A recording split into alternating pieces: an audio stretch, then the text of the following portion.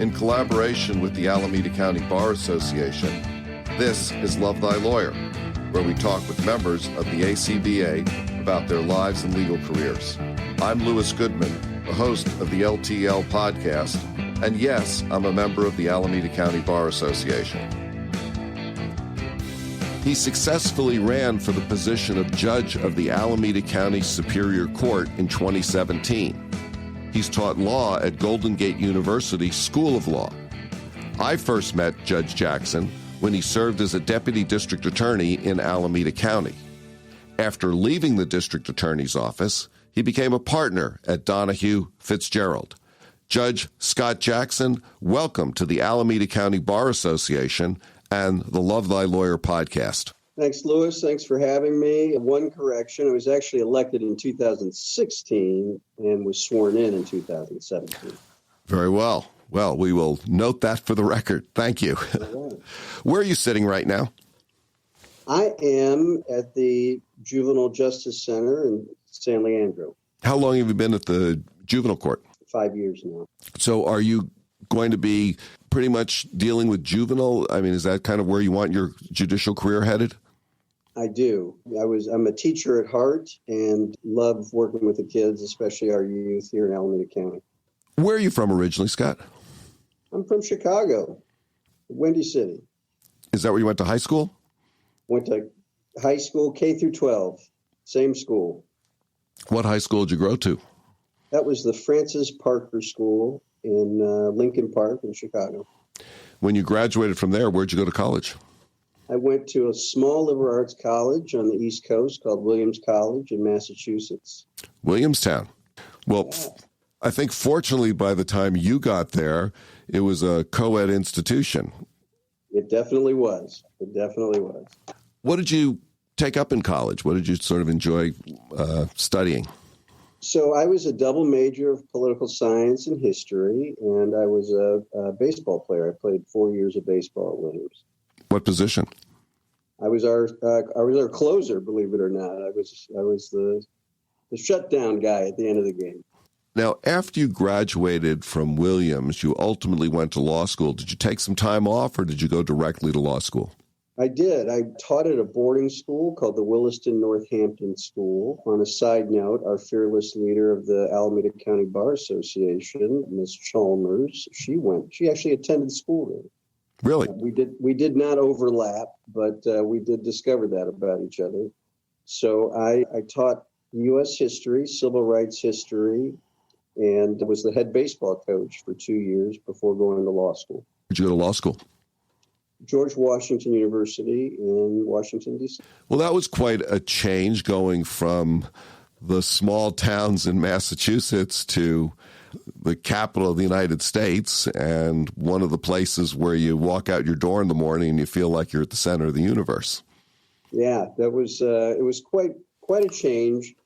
You know, as I said, I grew up in Chicago, big city, had done the New England thing for 6 years. I think it was time to move back to a city. My cousin was actually a law professor at George Washington.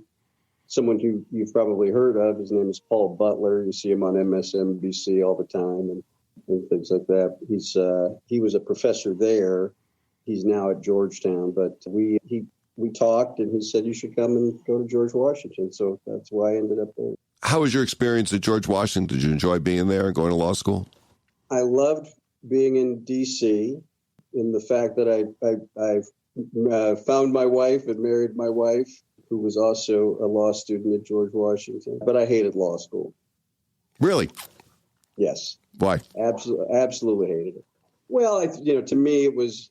So first of all, I was a little bit older than some of the people that were there. You know, they were definitely a lot more gung-ho and fired up about, being in law school. To me, it felt more like a trade school. Do you think that having taken some time off between college and law school and working in an academic environment got you to a point where you were able to focus more clearly on the academic work that was required?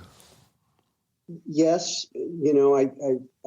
So law school was, I wouldn't say it was easy, but the work, I could easily manage the work. But for me, it was sort of a means to an end. I thought I was going to go into civil rights, some sort of civil rights practice, but some dominoes fell. I'm sure we'll talk about it at some point, that led me to end up being in the Alameda County DA's office. Well, what did prompt you to originally start thinking about being a lawyer and applying to law school? Well, when you come from, an African-American family whose, parents are professionals and your dad is a professional, you're kind of forced into that sort of, or it's encouraged that you sort of go into that, one of the professional fields. Yeah, your dad's a dentist, you told me just before we actually started recording.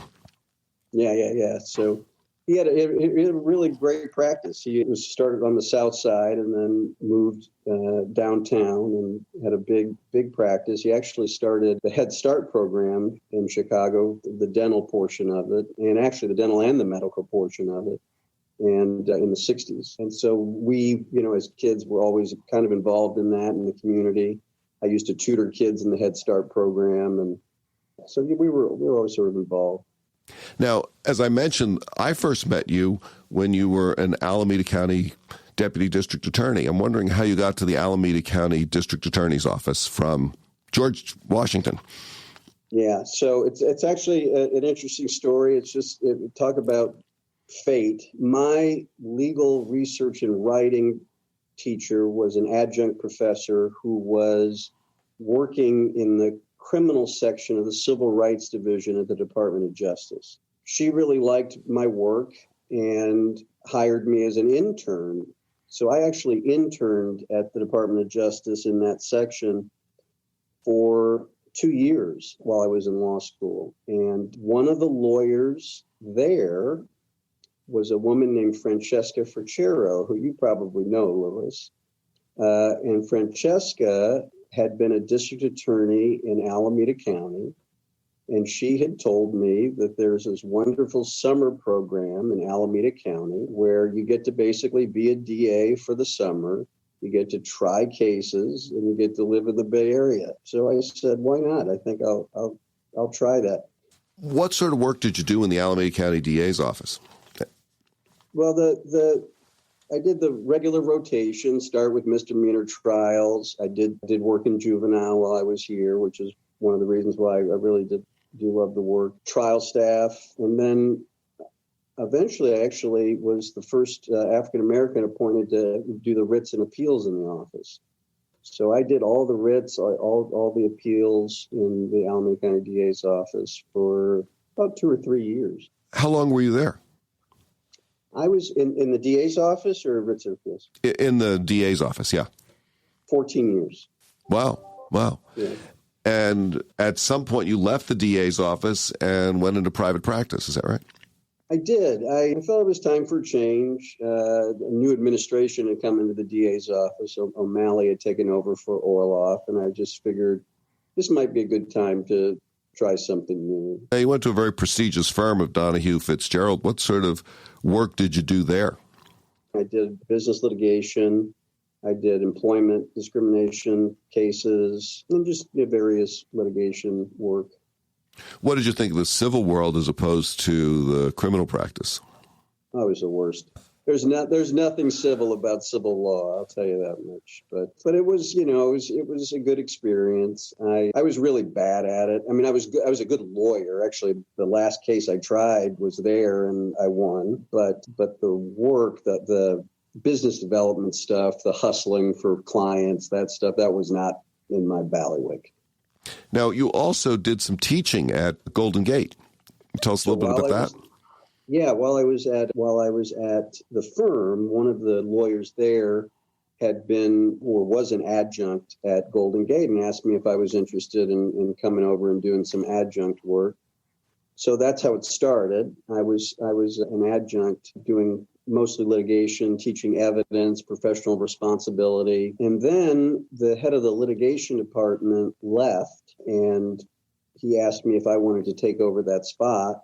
And I was hired to take over that spot. But as you know, as fate would have it, as soon as they hired me, this spot on the bench opened up, and I ended up running and successfully winning. I want to get back to that judicial campaign in a couple of minutes, but first I want to move over and ask you what advice you would give to a young person who is thinking about a career in law.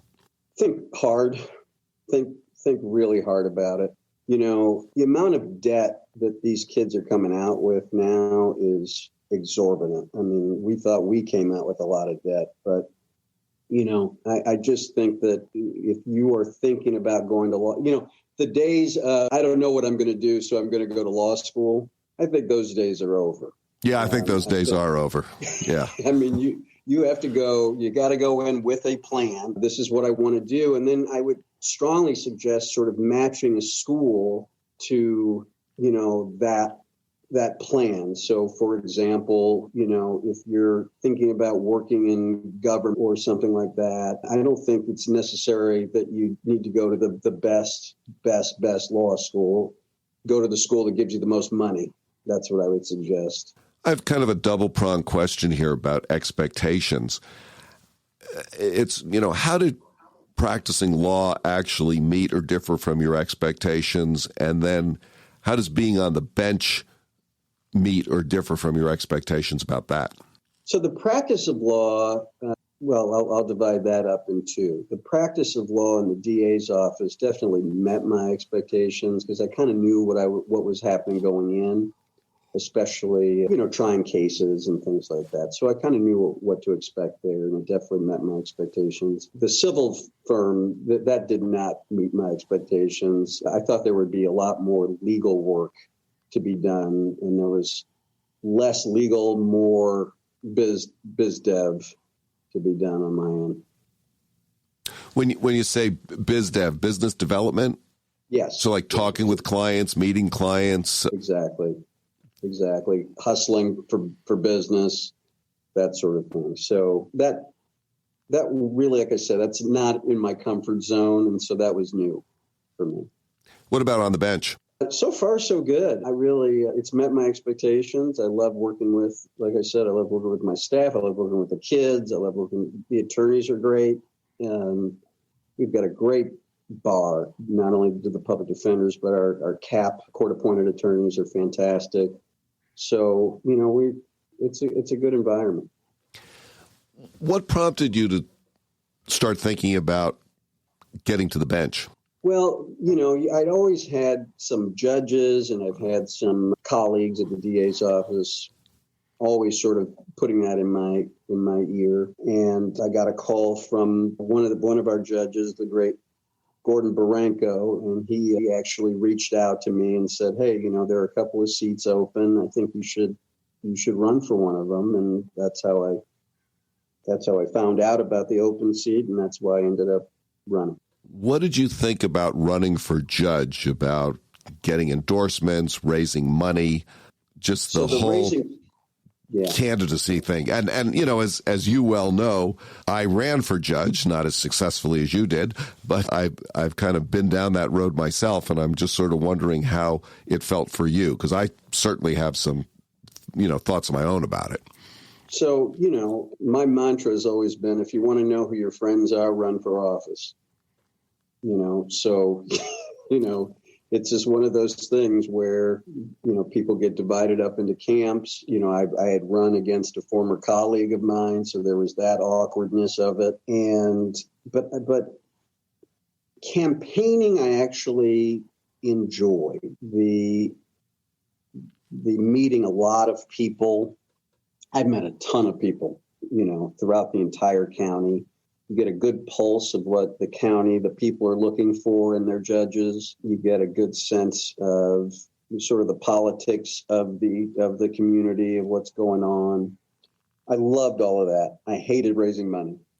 I hated it. And frankly, as you probably know this, Louis, when you run for judge, you know, you can't make any promises. The only promise you can make is that you're going to be a fair judge. Do you think the judicial system is fair? I think it's as fair as the people that are dispensing the justice in it. I think that on paper, you know, the system is fair, but, you know, if you, I think people come in with their own biases and things in perceptions of the world. I think that can lead to imbalance. That can lead to unfairness. But that said, I do think that our bench officers, by far, throughout the state, and I've met a bunch throughout the state, they strive to be fair. They really, so there's always, some, we're taught this. People have implicit biases and things like that, and they bring that, or they bring their personal experiences to the bench. So that can lead to some imbalances. But I think everyone strives to be. I'm going to shift gears a little bit here, Judge. What's your family life like, and how has practicing law and being a judge affected that? I've had the privilege of meeting your wife, and I see pictures of your family on social media, but tell us a little bit about that.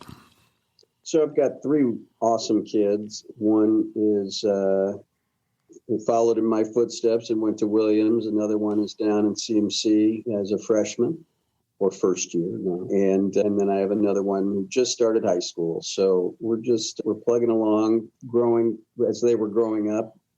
Typical overscheduled kids, helicopter parents. We set high expectations, and they've met all those expectations, and we're just very proud of them. How about recreational pursuits? Anything that you do to kind of clear your head? Yeah, I've got a little hiking group that we go out and hike with our dogs throughout the Oakland hills, and do that once a week or so. Same group tries to play tennis a few times a month as well. But because having young kids for so long, I'm just getting used to only having one in the house. It's hard adjusting to my life now without 3 or 4 soccer games on a weekend. Let's say you and your wife came into several $1 billion. You had $3 or $4 billion. What if?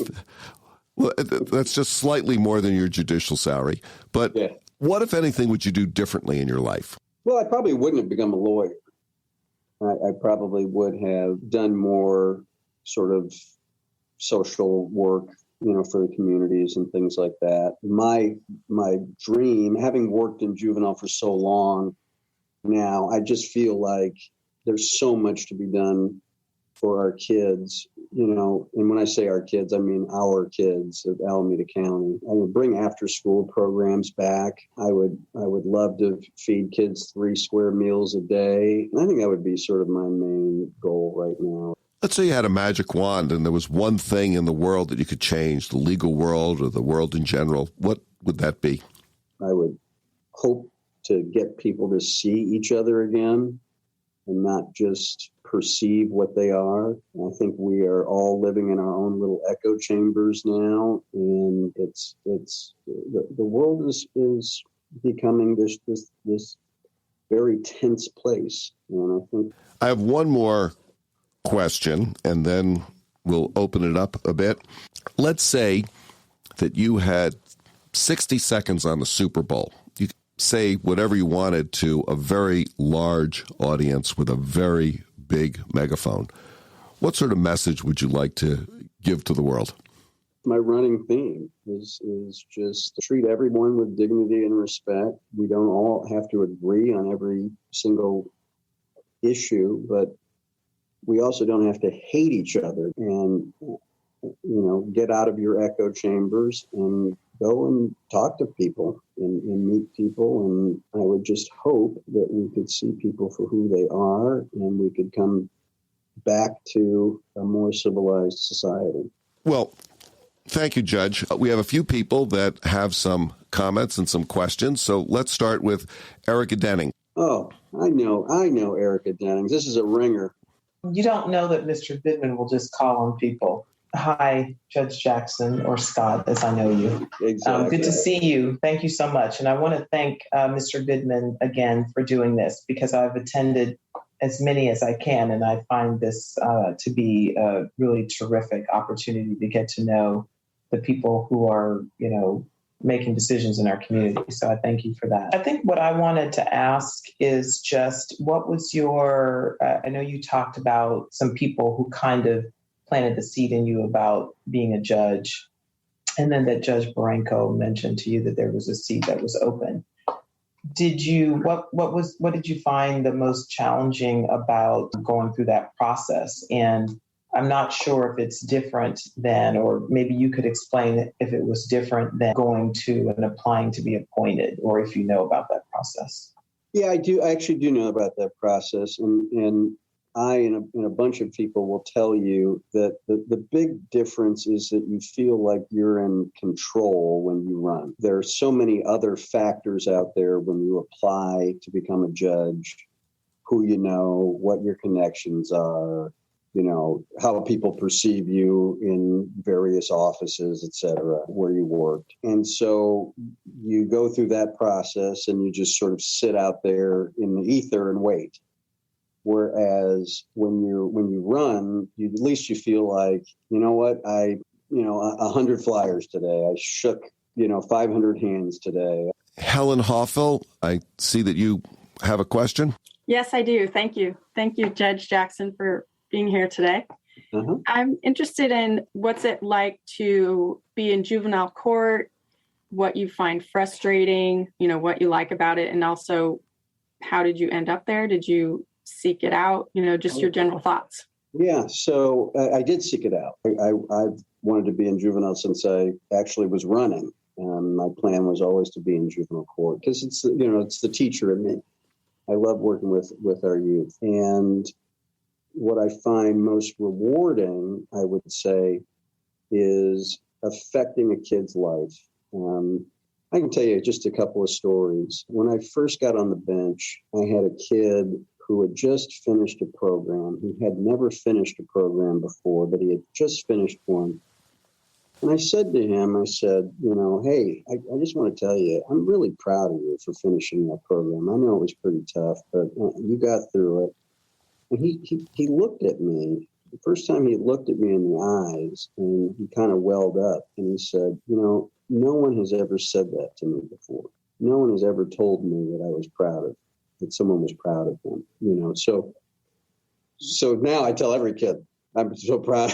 I'm proud of you. But it's just, it's amazing to have that feeling, being able to affect a kid's life. And just another story, when a kid is dismissed off of probation, I do a little ceremony in the courtroom where I have him walk up and shake my hand, and I give him a little piece of advice and a pat on the back. And it means so much to him or her.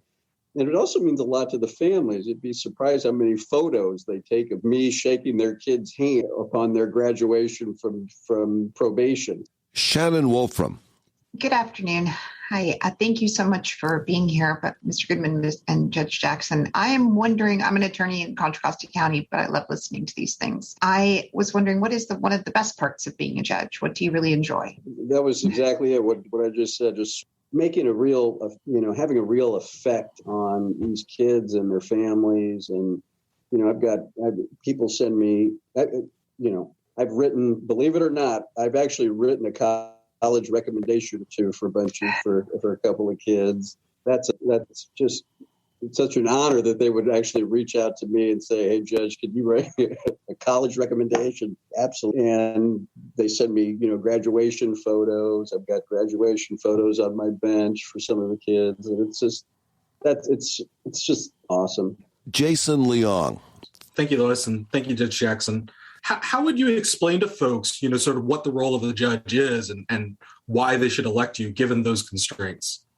Yeah, that's a really good question. So I think really what you have to do is you actually have to speak with people. They have to get a sense of who you are and whether or not they'd want you to be, someone that's on the bench. One of the things that my wife used to say on the campaign is, Scott's the type of person you'd want if you were the victim of a crime, but he's also the type of person that you'd want on the bench if you were the defendant in a crime as well. that you can be fair to all sides, that you're going to listen, that you're going to treat everyone with dignity and respect. I do also think that it did help that I am African American. I think that there's a sense definitely out in our community that African Americans were underrepresented on the bench, and that since most of our, especially in the criminal courts and the juvenile courts, most of the people that are affected by the justice system are African American or Latinx. I think people were looking for more representation along those lines. Dorothy Proudfoot. Yeah, thanks so much for doing this, Lou. And Judge Jackson, I really appreciate your background on all of your different experiences. My question that I had to quickly formulate because Lou just called on me is, what is a challenge that you have faced since taking the bench that where you had to employ different skills than what you learned as an advocate and as a professor? And how did you come about those skills? I would say, I think I've always been a good listener. But when you're an advocate, you're constantly advocating. Obviously, you're talking. You interrupt each other. It's the fight that's in the trenches. I have obviously had to take off my advocacy hat and just sit and listen and be patient and process and come up with a good decision. Where did I get that from? I got that from my grandmother, who owned a beauty shop on the south side of Chicago. I would spend hours and hours and hours of sitting there listening to a bunch of African American women talking about everything. And I was better seen and not heard. So I just learned to listen. And I think that's where I get it from. Jason Holder, are you with us? Good to see you, Judge Jackson. Good to see you. It's been a long time. When I last saw you, I was new to fatherhood. And my question is, how has your role as a father influenced your role as a judge for juveniles? It's actually less as being a father, because, my kids just haven't dealt with the traumas, the experiences that our youth that are coming before me in my court.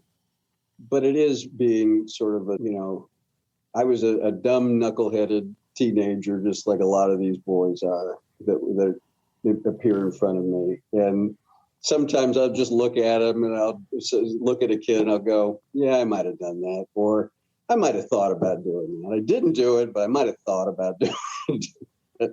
So I think what helps me empathize a lot with some of the kids is just sort of knowing where they're coming from, like how their mind is working. And I would say, especially with my son, when I see something, shall we say, when he's being a knucklehead, I definitely understand sort of that teenage brain and where it's coming from. Taylor Mowdy. What would you advise as being a sort of effective trait or quality in a defense counsel for juvenile cases? What sort of advice would you give to somebody new or pursuing that type of practice, and in terms of what to expect and how to effectively represent youth?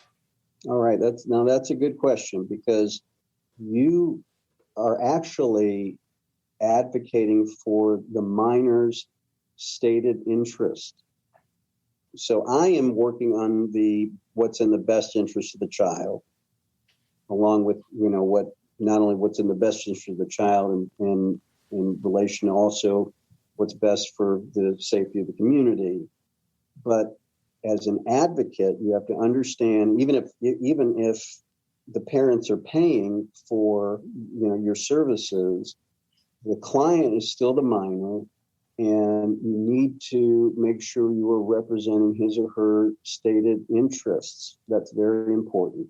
Now, that said, there are ways to do that with, even if you don't believe that it is in the best interest of the minor. But I would say, a good attribute is to be able to listen to the kid, to be able to be the adult in the room. Even though you are there to, advocate for his or her stated interest, some kids really don't understand what the process is. Make sure that they understand the process. Keep the families informed of what's going on. And so, make it easy, plain for them to understand what's going on, and just keep them informed and the families informed of everything that's going on. Thank you. Okay, well, we are just about out of time. Judge Scott Jackson, thank you so much for joining us today at the Alameda County Bar Association and the Love Thy Lawyer podcast. It's been a pleasure to talk to you. Thank you all. Thank you for having me today. I hope some of you are interested in not only joining the bench. If you are, I'm here to chat with anyone who's interested about, maybe running for or applying, either one. And I also would encourage everyone to take up some juvenile cases. We need good lawyers in juvenile, and we have a lot of good lawyers, but we can always use more. And it's just such rewarding work. And I really hope, maybe you all will take a shot at it. And Lou, I'll see you in the gym. Good to see you. Thanks, Judge. That's it for today's edition of Love Thy Lawyer in collaboration with the Alameda County Bar Association. Please visit the lovethylawyer.com website where you can find links to all of our episodes. Also, please visit the Alameda County Bar Association website at acbanet.org, where you can find more information about our support of the legal profession, promoting excellence in the legal profession, and facilitating equal access to justice. Special thanks to ACBA staff and members Kaylin Dalen, Saeed Randall, Hadassah Hayashi, Vincent Tong, and Jason Leong. Thanks to Joel Katz for music, Bryan Matheson for technical support, and Tracy Harvey. I'm Louis Goodman.